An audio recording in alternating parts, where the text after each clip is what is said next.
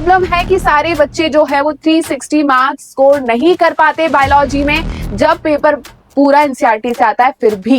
तो डे 1 से last day तक आपको ये रोड मैप को फॉलो करना है और आपके 360 मार्क्स शिवानी मैम के साथ पक्के हैं। बायोलॉजी की जो बुक है एनसीईआरटी जो है बेटा उसको फर्स्ट पेज से लास्ट पेज तक पढ़ना है, ऐसा कुछ भी नहीं है जो कि आप छोड़ सकते हैं। हेलो एवरीवन, कैसे हैं सब लोग। मैं हूं आपकी बायोलॉजी एजुकेटर शिवानी मैम।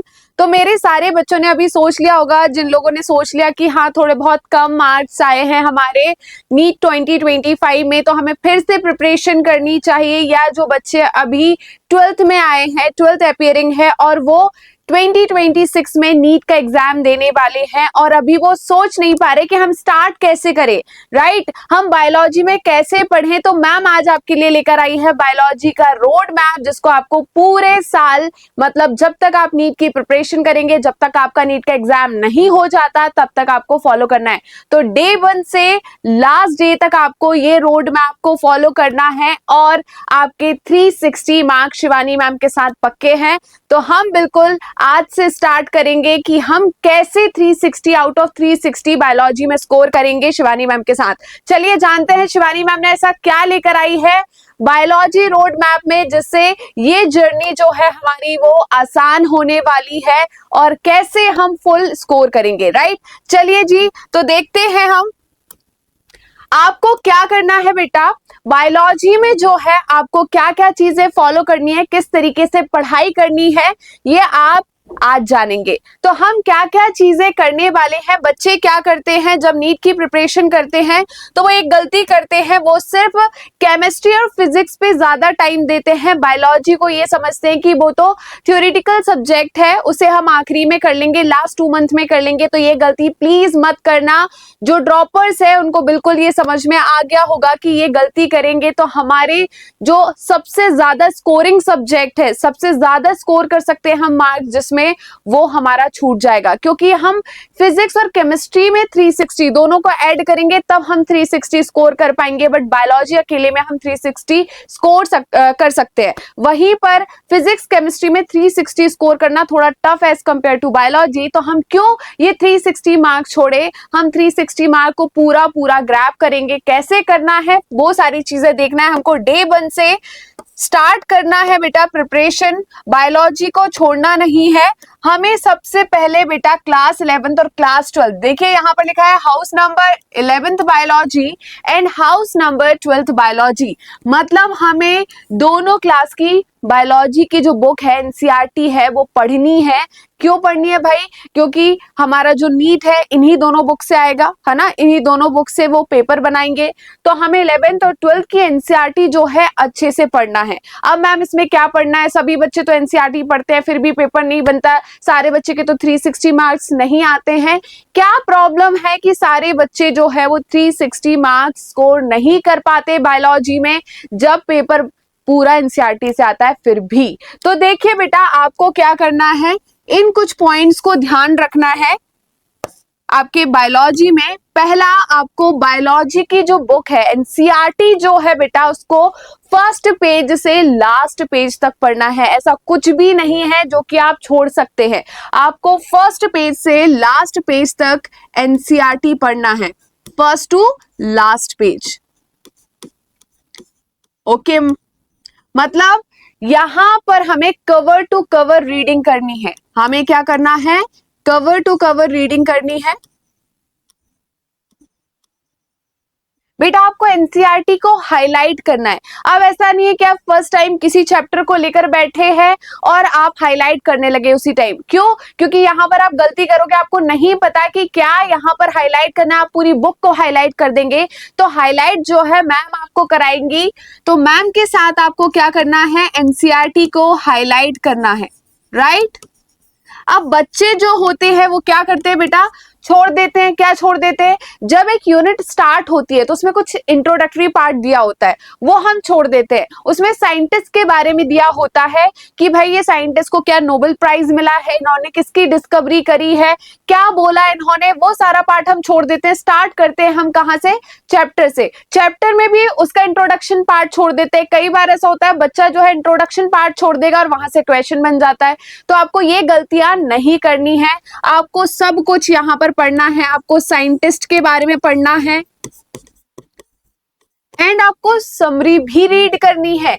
बच्चे समरी छोड़ देते हैं। पहले बच्चे जो है उनको काफी खौफ बना दिया था समरी का, तो बच्चे बिल्कुल समरी पढ़ते थे। बट अभी कुछ सालों में ऐसा देखा जा रहा है कि बच्चे क्या करते हैं, समरी को छोड़ देते कि अरे नहीं बनता है समरी से, हम तो ना एनसीईआरटी के जो पूरा दिया हुआ है चैप्टर में वो पढ़ के ना सारे क्वेश्चन यहीं से बनने वाले हैं। तो ऐसा नहीं है बेटा, यहाँ पर 2025 ने सरप्राइज दे दिया था उन सारे बच्चों को जो ये सोचते हैं कि समरी और इंट्रोडक्टरी पार्ट से क्वेश्चन नहीं आते। क्लियर है बेटा?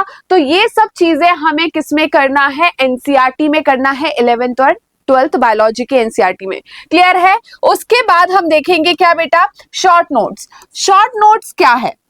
शॉर्ट नोट्स बेटा वो होते हैं, जैसे कि आप देखिए सिंपल सी बात है, एक चैप्टर आपने कंप्लीट कर लिया है तो आगे आपको उसकी रिवीजन की जरूरत पड़ेगी। जैसे कि आपने देखा है कि बायोलॉजी एक थ्योरेटिकल है, कॉन्सेप्ट्स है, बट आपको उन कॉन्सेप्ट्स को बार बार पढ़ना पड़ेगा ना, मेमोराइज करना पड़ेगा। तो हम क्या करेंगे, फिर से वो पूरे नोट्स लेके बैठेंगे? नहीं, हमें क्या करना है, एक चैप्टर कंप्लीट होने के बाद उसके शॉर्ट नोट्स बनाने। ठीक है? शिवानी मैम क्या करेगी, आपका जैसे ही चैप्टर कंप्लीट होगा आपको एक होमवर्क देगी जिसमें आपको क्या करना है, हर एक चैप्टर के शॉर्ट नोट्स बनाने हैं। शॉर्ट नोट्स में आपको क्या करना है बेटा, बस यहाँ पर उस चैप्टर के सब टॉपिक्स लिखना है और शॉर्ट में लिखना है कि इस टॉपिक के अंदर हमने क्या क्या चीजें पढ़ी है। ठीक है? और जब हम रिवीजन करेंगे तो उन्हीं सारी चीजों को हमें क्या करना है, इस रिवीजन और रिकॉल में करना है, इन्हीं शॉर्ट नोट्स की मदद से। रिवीजन कैसे करना है? इन शॉर्ट नोट्स की मदद से हमें वीकली रिवीजन करना है हर एक चैप्टर का जो कि हम पढ़ चुके हैं पहले।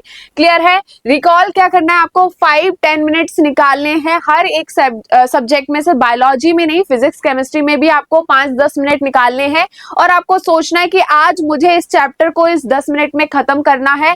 तो एक ब्लैंक पेज लीजिए और पेन उठा लीजिए। क्या करना है, आपको पता है कि क्या क्या चीजें इस चैप्टर में हमने पढ़ी है, इंडेक्स जो है पूरा बना लीजिए। उस इंडेक्स के थ्रू फिर रिकॉल कीजिए कि हाँ, जैसे कि मैंने बोला माइक्रोस्पोरोजेनेसिस, तो माइक्रोस्पोरोजेनेसिस को आप कैसे रिकॉल करोगे कि भाई माइक्रोस्पोर मदर सेल होती है, उसमें मियोसिस होती है तो माइक्रोस्पोर बनता है, उसमें फर्दर डेवलपमेंट होते हैं तो हमारा क्या बनेगा, पोलन ग्रेन बनेगा। राइट? तो ये क्या होता है रिकॉल करना कि जब माइक्रोस्पोरोजेनेसिस होती है तो माइक्रोस्पोर मदर सेल में मियोसिस 1 होगी तो माइक्रोस्पोर डायाड बनेंगे, मियोसिस 2 होगी तो माइक्रोस्पोर टेट्राड बनते हैं। ये सारी चीजें आपको रिकॉल करनी है। तो इससे क्या हो जाएगा बेटा, आपकी जो रिवीजन वाली प्रॉब्लम होगी ना, जो काफी टाइम लेते हैं आप, वो काफी फास्ट हो जाएगी। क्लियर है बेटा? रिवीजन में आपको ऐसा नहीं है कि एक चैप्टर आपने 5 घंटे में पढ़ा है, ठीक है, तो रिवीजन में भी आप उसको 5 घंटे दोगे। आपको 30 मिनट के अंदर रिवीजन करना है।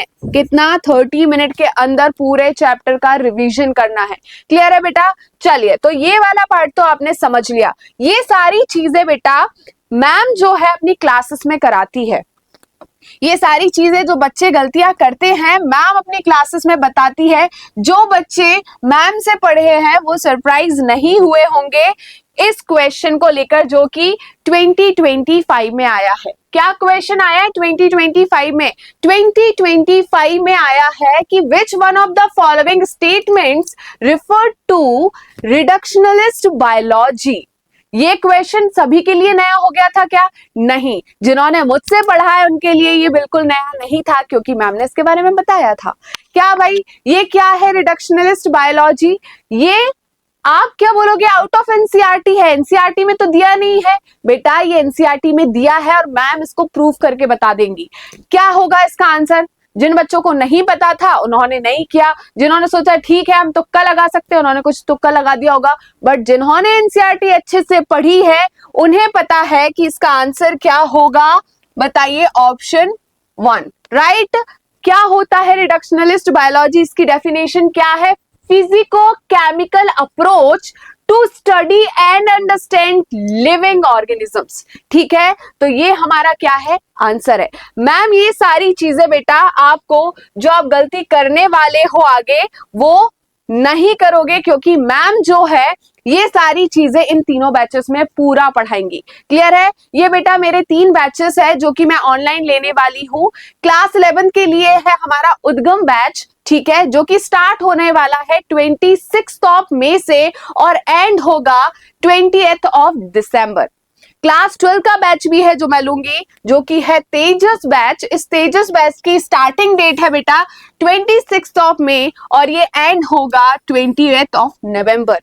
क्लियर है? वहीं पर मेरे पराक्रमी बच्चे जो कि ड्रॉप लेने वाले हैं, ड्रॉपर्स के लिए ये एक बैच है जो कि उनकी एक और साल जो वो देने वाले हैं मेडिकल कॉलेज के लिए, उनके लिए एक स्पेशल बैच है जो कि है पराक्रम बैच। ये पराक्रम बैच जो है 26 मई से स्टार्ट होने वाला है एंड 20 जन को खत्म होगा। ठीक है, तो ये हमारे 3 बैचेस है जिसमें मैम आपको डेली पढ़ाएंगे, बिल्कुल ऐसी स्टडी कराएंगे जिससे आपकी 360 आउट ऑफ 360 मार्क जो है आपके किस में आएंगे, नीट में। प्लस हमारे जो क्लास 12 के स्टूडेंट्स हैं उनको हम यहाँ पर जो बोर्ड ओरिएंटेशन क्लासेस हैं वो भी देंगे। उनको अलग से बोर्ड के लिए कोई नया बैच लेने की जरूरत नहीं है, इसी में हम उनको पूरी प्रिपरेशन कराएंगे, उनको सब्जेक्टिव प्रिपरेशन कराएंगे, उनको प्रैक्टिकल प्रिपरेशन कराएंगे, सब कुछ हम इसी में कराने वाले हैं। इन तीनों बैचेस में क्या क्या चीजें आपको जो है दी जाएगी, सिर्फ आपको लेक्चर्स अकेले नहीं दिए जाएंगे बेटा, क्योंकि लेक्चर जो है वो तो हम कहीं से भी पढ़ सकते हैं, कोई भी वीडियो देख लेंगे खत्म हो जाएगा।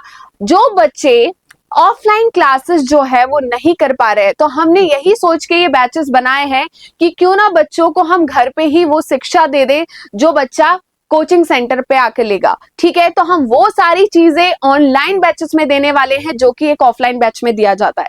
हम यहाँ पर बेटा आपको लाइव लेक्चर्स तो देंगे जो कि ऑरस डिजिटल ऐप पे होने वाले हैं। इन तीनों जो बैचेस है इनके जो लेक्चर है आपको ऑरस डिजिटल ऐप पर दिए जाएंगे।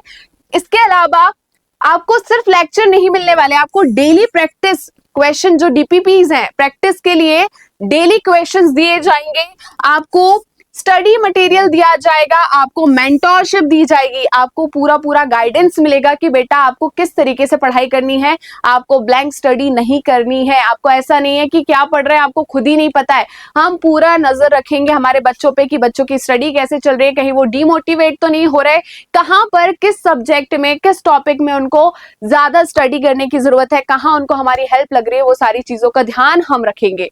उसके साथ ही बेटा आपके टेस्ट लिए जाएंगे यहाँ पर। ये सारी की सारी चीजें बेटा इन तीनों बैचेस में इंक्लूड है।